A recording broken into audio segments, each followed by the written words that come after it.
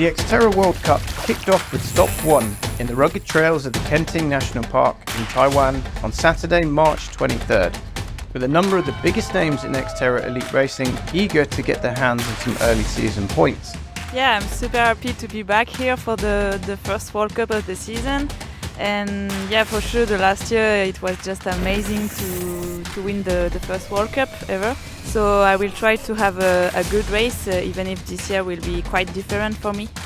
This season my goal is really to win the World Cup, and I'm really focused on it and being the best. I hope to do the same results, so I can't wait to race.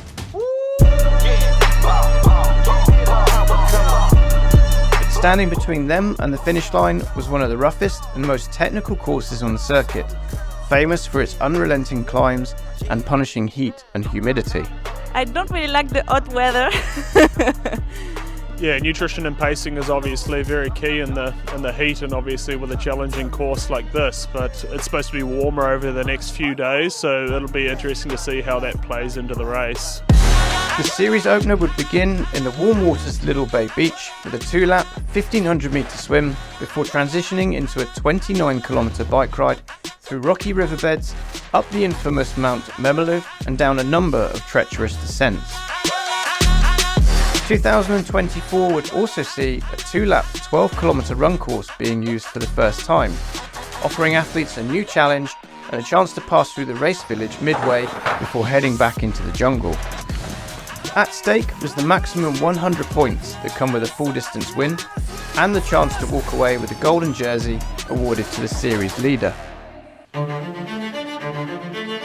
The question hanging over the men's race seemed to be centred around which Forissier brother would emerge from the off-season in better form, and could Jens Emil Sloth Nielsen do enough on the bike to stop them? Or would the returning Max Chanet leave them all in the dust of this extremely dry course?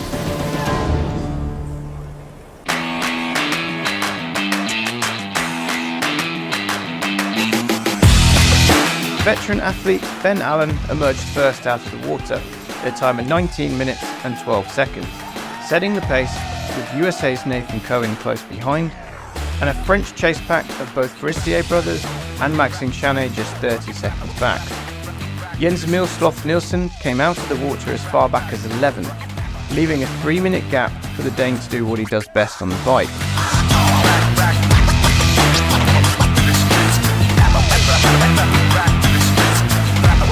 After the first bike split, a formidable-looking Felix Forissier had surged ahead to create a 1-minute 15 gap over his brother Arthur, who was now riding in second, with Maxime Chanet moving into third and Sloth Nielsen now up into seventh, with the Dane clearly on the hunt. I had 1 point at the race course, but when I came at that spot, right at the steep uphill with the buffaloes, I could see everyone like pearls on a string up the climb, and then I was like, all right, you're actually doing okay. And then I just reeled them in.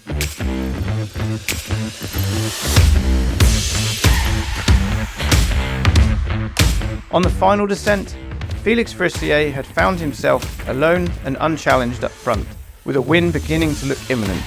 Yeah, I tried to stay consistent, but it was really difficult. I wanted to be safe and to don't push too hard. But Sloth Nielsen was not ready to give up without a fight, posting the fastest bike split of the day to enter transition in second place, and with a slim but not impossible chance of a win. There we go!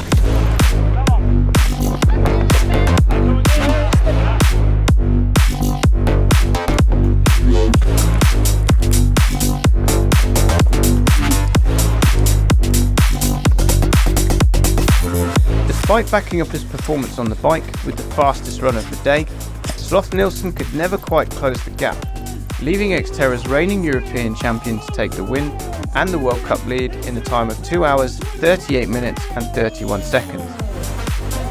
With the Dane 81 seconds drift and 3 minutes 31 seconds ahead of Arthur Forissier in third. I am really happy to lead the World Cup for the start of the season. I wasn't much sure about my shape, and I think I make a good race, hard but good race, and I'm happy for that.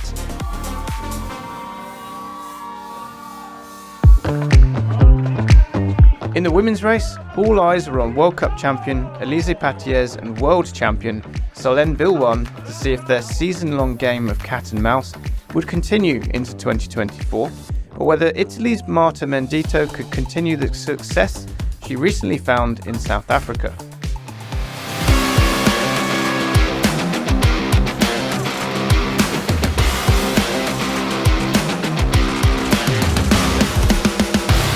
But it was standout athlete Annette Grabmuller of the Czech Republic who would set the pace at the start, leaving all three favourites of Billouin, Patiez and Mendito with a 90-second deficit to make up.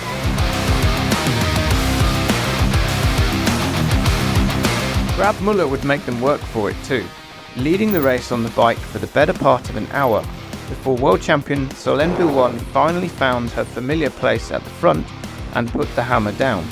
I felt good, confidence and home in the downhill, but I had to tell myself, hey, you are in a race, go now. But you also need to be ready for any kind of terrain, and that's what is exciting, I would say, the right amount of risk. Billouin made her way into T2 over 3 minutes ahead of chaser Elise Patiez. Marta Mendito and Annette Grabmuller entered transition together to lock in a fight on the run for the last place on the podium. Leaving nothing to chance, Billouin kept her momentum to claim the fastest run split, completing the 2 loops unchallenged and untroubled to put her name at the top of the World Cup leaderboard with an overall time of 3 hours, 10 minutes and 2 seconds. I'm very happy to be the leader now, to be the world champion and the leader. It's 2 nice things in a row. The ever-consistent Elise Patiez continued her run of form, claimed second position just over 3 minutes down, with Marta Mendito rewarded for an early effort on the run to secure the final podium position.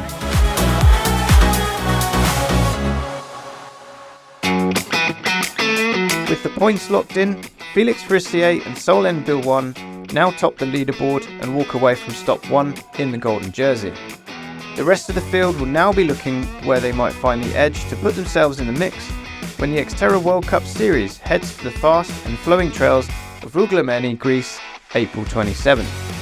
With 1 stop down and still another 6 stops and 10 races to go in this 2024 season, stay tuned for more from the Off-Road Triathlon Elite Series and be sure to like and subscribe to the channel for more coverage of the 2024 XTERRA World Cup.